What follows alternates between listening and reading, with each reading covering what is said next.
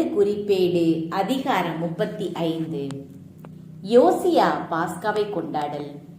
பின்னர் யோசியா எருசலேமில் ஆண்டவருக்காக பாஸ்கா விழாவை கொண்டாடினார். முதல் மாதத்தின் 14ஆம் நாளில் அவர்கள் பாஸ்கா பலி செலுத்தினர். அவர் குருக்களுக்கு அவர்களது பணி முறையை வகுத்து கொடுத்து ஆண்டவரின் இல்ல பணியில் அவர்களை ஊக்குவித்தார். அடுத்து அவர் இஸ்ரேலர் அனைவருக்கும் போதனை செய்தவர்களும் ஆண்டவருக்காக தங்களையே தூய்மையாக்கி கொண்டவர்களுமான லேவியரை நோக்கி, இஸ்ரேல் அரசர் தாவீதின் மகன் சாலமோன் கட்டியெழுப்பிய திருக்கோவிலில் புனித பேழையை வையுங்கள். உங்கள் தோள்களில் அது ஒரு சுமையாக இருத்தலாகாது. இப்பொழுது உங்கள் கடவுளாம் ஆண்டவருக்கும் அவர்தம் மக்களுக்கும் இஸ்ரேலுக்கும் பணிபுரியுங்கள். இஸ்ரேல் அரசர் தாவீதும் அவர்தம் மகன் சாலமோனும் எழுதியுள்ளவாறு குடும்ப வாரியாகவும் பகுதி வாரியாகவும் உங்களையே தயார்படுத்தி கொண்டு நீங்கள் உங்கள் சகோதரராகிய மற்ற மக்களின் பிரிவிற்கேற்ப பகுதி பகுதியாக திருத்தலத்தில் நில்லுங்கள். அங்கே பாஸ்கா பலி செலுத்தி உங்களையே தூய்மையாக்கிக் கொள்ளுங்கள்.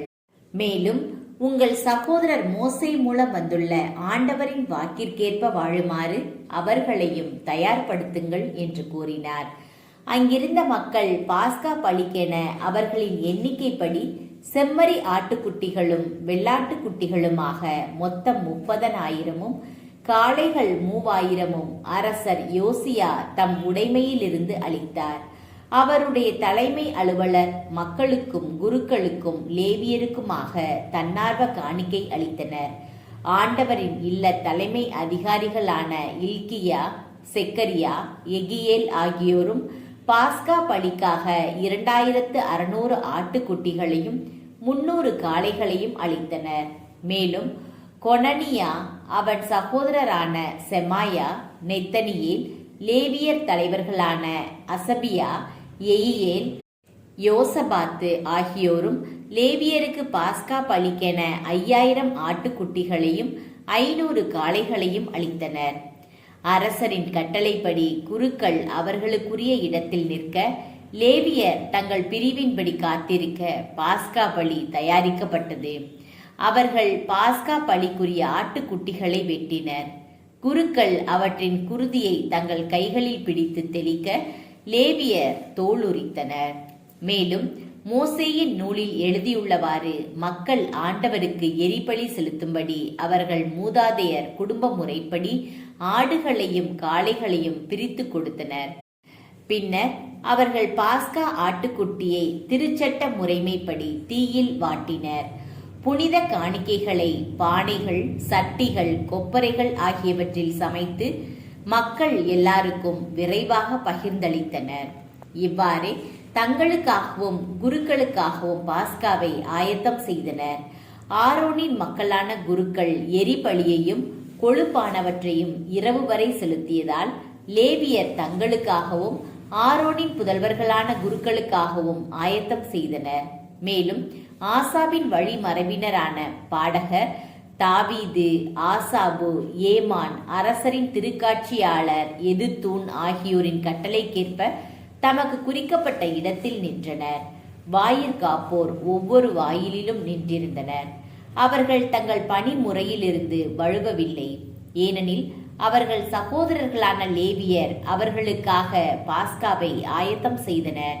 பாஸ்காவை கொண்டாடுதல், ஆண்டவரின் பலிபீடத்தில் எரிபலிகளை செலுத்துதல் ஆகிய அவரது வழிபாட்டு முறை அனைத்தும் அரசர் யோசியாவின் கட்டளைப்படி அந்நாளில் ஆயத்தம் செய்யப்பட்டன. அங்கிருந்த இஸ்ரேல் மக்கள் எல்லாரும் அப்பொழுது பாஸ்கா திருவிழாவை கொண்டாடி கொண்டிருந்தனர். அன்று முதல் புளியாத அப்ப திருவிழாவையும் 7 நாள்கள் கொண்டாடினர். இறைவாக்கினர் சாமுவேல் காலம் தொட்டு இன்று வரை இஸ்ரேலில் இது போன்ற பாஸ்கா திருவிழா நடைபெற்றதில்லை.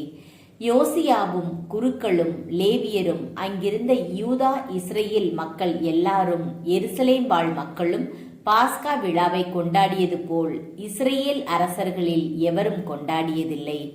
யோசியா ஆட்சியேற்ற 18ஆம் ஆண்டில் இப்பாஸ்கா விழா கொண்டாடப்பட்டது. யோசியாவின் இறப்பு. இவை யாவும் முடிந்த பின், அதாவது யோசியா திருக்கோவிலை ஒழுங்குபடுத்திய பின், எகிப்திய மன்னன் நெக்கோ யூப்ரத்தீஸ் ஆற்றின் பகுதியில் இருந்த கர்கமிசு என்ற இடத்திற்கு படையெடுத்து வந்தான். யோசியாவும் அவனை எதிர்கொண்டு சென்றார். ஆனால் எகிப்திய மன்னன் அவரிடம் தூதரை அனுப்பி, யூதாவின் அரசே, உமக்கும் எனக்கும் என்ன? இன்று நான் உமக்கெதிராய் படையெடுத்து வரவில்லை. மாறாக வேறொருவனுடன் போரிடவே நான் செல்கிறேன். நான் இதனை விரைவாக செய்ய வேண்டும் என்று கடவுள் கூறியுள்ளார். என்னோடு இருக்கும் கடவுளை எதிர்ப்பதை நீர் நிறுத்துவீர், இல்லையெனில் அவர் உம்மை அழித்து விடுவார் என்றார். ஆயினும் யோசியா தம் எண்ணத்தை மாற்றிக்கொள்ளாமல் மாறு வேடத்தில் அவனோடு போரிட சென்றார். நெக்கோ மூலம் வந்த கடவுளின் வாய்மொழியை கேளாமல் மெகிதோ பள்ளத்தாக்கில் அவனோடு போரிட சென்றார். அரசர் யோசியாவின் மேல் வில்வீரர் அம்பெய்த அவர் தம் அலுவலர்களை பார்த்து, என்னை உடனே அப்புறப்படுத்துங்கள், ஏனெனில் நான் பெரிதும் காயமடைந்துள்ளேன் என்றார். அவருடைய அலுவலர்கள் அவரை தேரிலிருந்து இறக்கி அவரது 2ஆம் தேரில் ஏற்றி எருசலேமுக்கு கொண்டு வந்தனர். அவர் அங்கே இறக்க தம் மூதாதையரின் கல்லறைகளில் அடக்கம் செய்யப்பட்டார். யோசியாவுக்காக யூதா எருசலேம் முழுவதும் துக்கம் கொண்டாடின. யோசியாவுக்காக எரேமியாவும் ஓர் இரங்கற்பா இயற்றினார். அது எல்லா பாடகர் பாடகியராலும் அவருக்காக புலம்பும் பொழுது இன்று வரை பாடப்படுகிறது. இது இஸ்ரேலில் நிலையான நியமமாகி புலம்பல் பற்றிய நூலில் காண கிடைக்கிறது.